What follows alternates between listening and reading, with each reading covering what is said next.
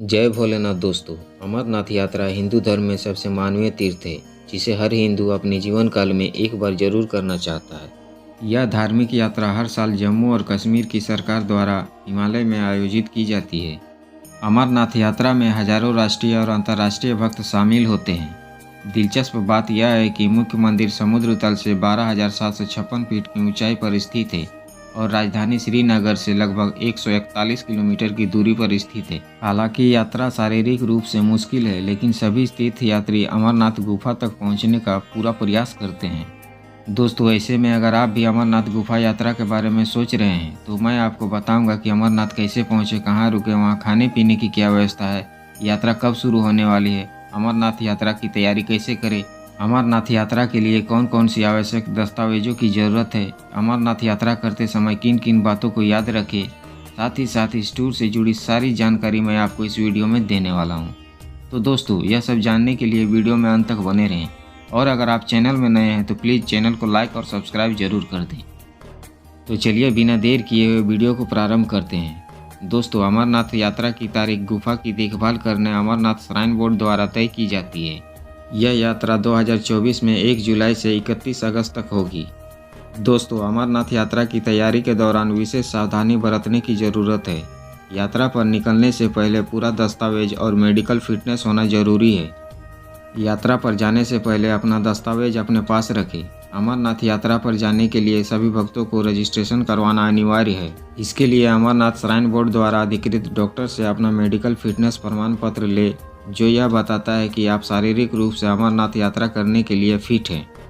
दोस्तों, यात्रा के दौरान आपको जिन आवश्यक दस्तावेजों की ज़रूरत होगी वह है voter ID, driving licence, passport, जिन्हें आप अपना साथ ले जाना ना भूलें। दोस्तों, यदि आप इस यात्रा को शुरू करने की बहुत इच्छा रखते हैं तो आपको शारीरिक रूप से फिट होने की आवश्यकता है। यात्रा शुरू करने से पहले लगभग 2 से 3 सप्ताह तक हर रोज़ कम से कम 6 किलोमीटर पैदल चलें और कुछ आसान लेकिन महत्वपूर्ण गतिविधियों से खुद को तैयार करें। यदि आप फेफड़ों के रोगों, हाई ब्लड प्रेशर और हृदय रोग से पीड़ित हैं तो आपको अमरनाथ यात्रा जाने से पहले डॉक्टर की राय लेना ठीक रहेगा। दोस्तों, अमरनाथ की गुफाएं 13,500 फीट की ऊंचाई पर है, जहां मौसम बहुत कठोर होता है, हवा का दबाव कम है और आप तेज यूवी किरणों के संपर्क में रहते हैं।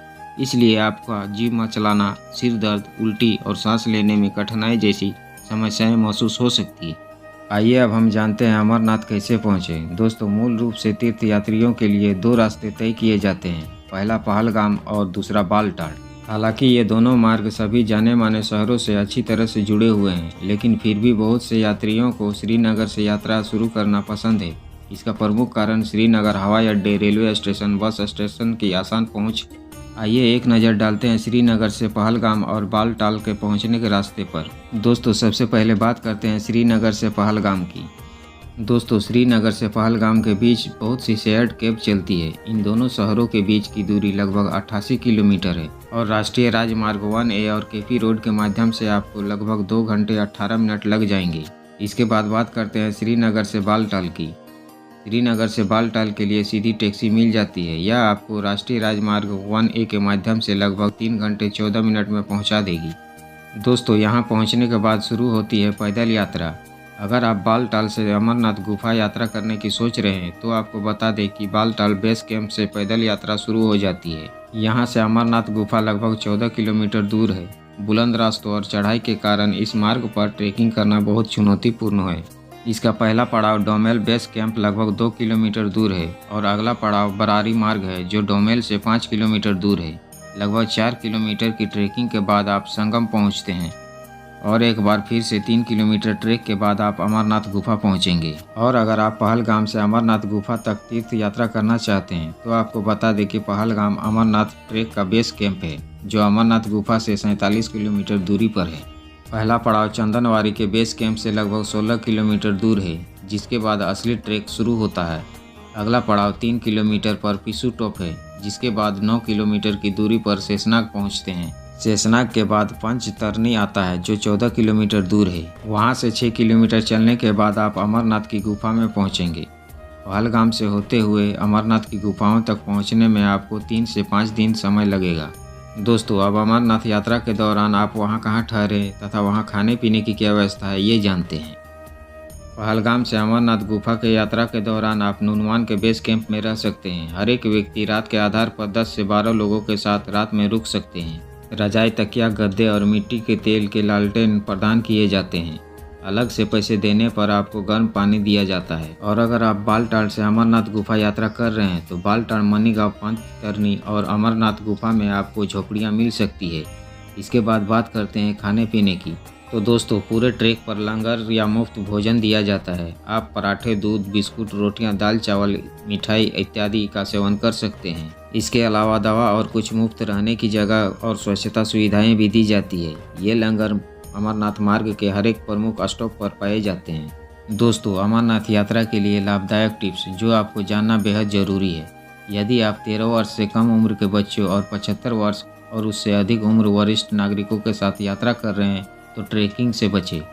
6 सप्ताह की गर्भवती महिलाओं को यात्रा पर जाने की अनुमति नहीं है। दोस्तों, जम्मू कश्मीर में ठंड बहुत है, इसलिए ऊनी कपड़े, जैकेट, टोपी, दस्ताने ले जाना ना भूलें। प्लास्टिक या रबर से बने बारिश से बचने वाले जूते लाएं। उनकी पकड़ बहुत अच्छी होती है और आपको पानी और बर्फ से बचाती है। गुफाओं के अंदर तस्वीर खींचना और कूड़ा फैलाना सख्त मना है। नियमों का पालन करें। तंबू में शौचालय नहीं है, इसलिए आपको सामान्य शौचालयों का इस्तेमाल करना होगा। अपने साथ टॉयलेट पेपर, साबुन, नैपकिन आदि ले जाएं। तो दोस्तों, ये रही अमरनाथ गुफा की संपूर्ण यात्रा। दोस्तों, अगर मेरे दिए हुए जानकारी से आप लोगों को ज़रा सी भी सहायता मिली हो तो प्लीज़ मेरे चैनल को लाइक और सब्सक्राइब जरूर कर दीजिएगा। साथ ही साथ अपने दोस्तों और परिवारों को भी इस वीडियो को शेयर कीजिएगा। धन्यवाद।